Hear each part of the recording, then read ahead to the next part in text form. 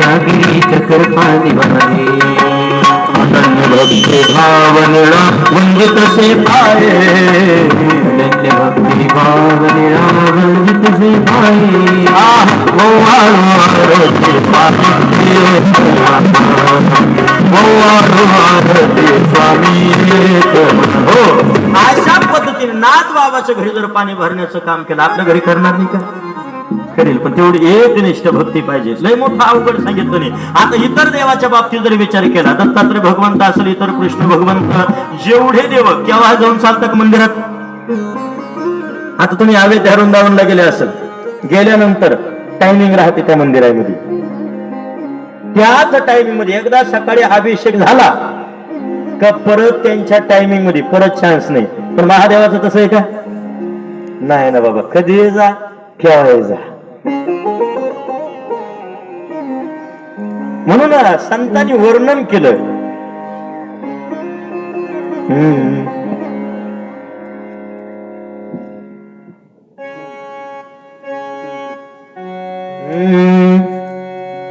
एक पसा पाणी एक बिलवगळ पूजन पिवाळ सोपे एक पसा पाणी एक बिलवगळ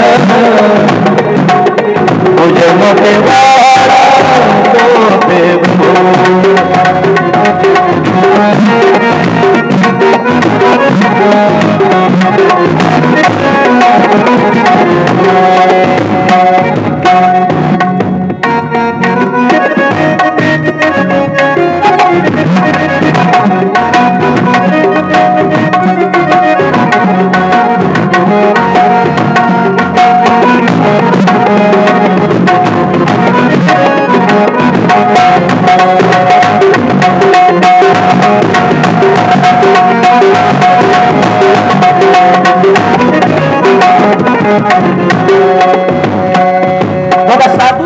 देखील वर्णन केलं. एक पसा पाणी म्हणजे एक लोटा जल, एक बिल्वदळ,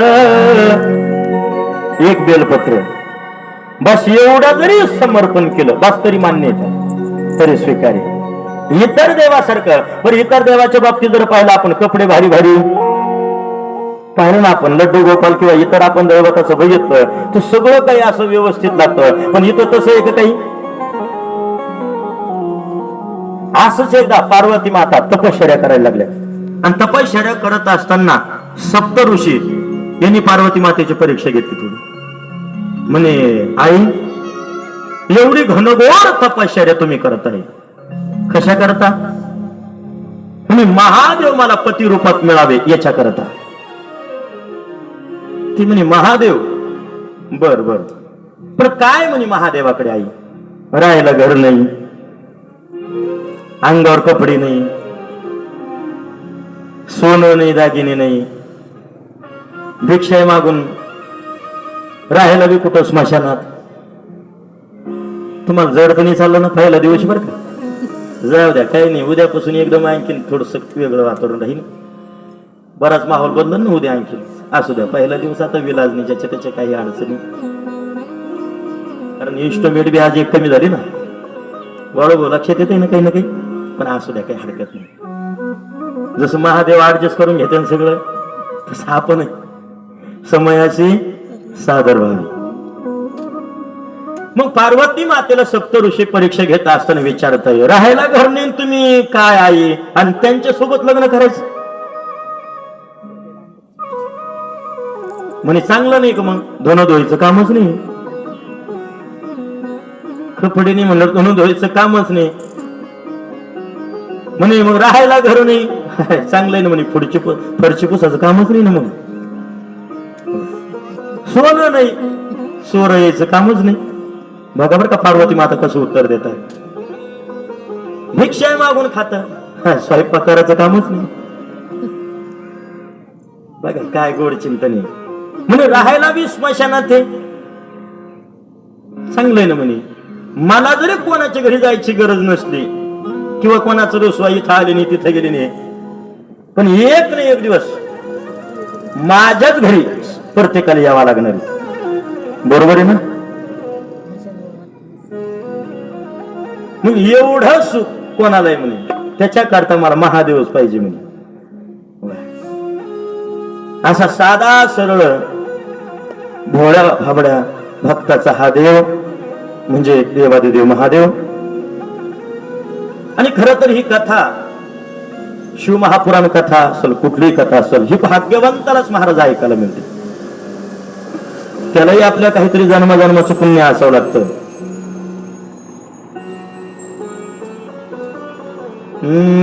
जन्मजन्मी आम्ही बहु पुण्य केले, तेव्हा या विठ्ठले कृपा केली. बहुत बहुत सुकृताची जोडी, बहुत सुकृताची जोडी,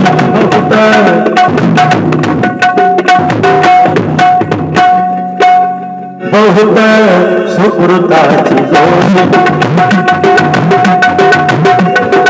म्हणून विठ्ठली आवडी, बहुत सुकृताची जोडी. कितीतरी जन्माचं पुण्य असावं लागतं मला, तेव्हा तुम्हाला आपलं शिव महापुराण कथा ऐकण्याचं भाग्य आपल्या नशिबात.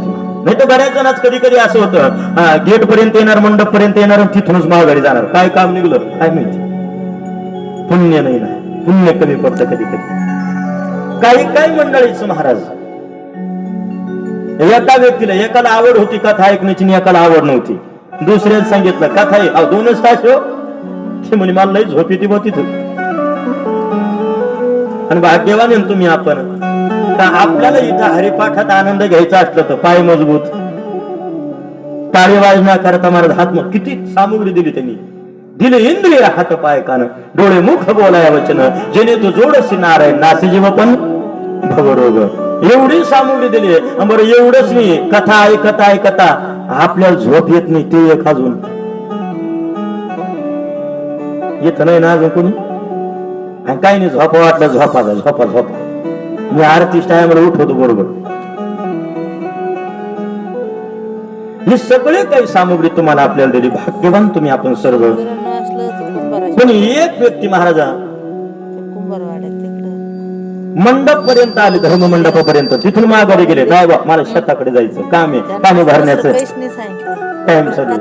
त्यांनी काय केलं, शेताकडे निघाला, पण जाता जाता जवळच एका पाहुण्याचे नवरा बायकोची भांडण चालू होत, भांडण. आणि 2-2.5 तास ती भांडण ऐकत बसलो. इकडून कथा संपली.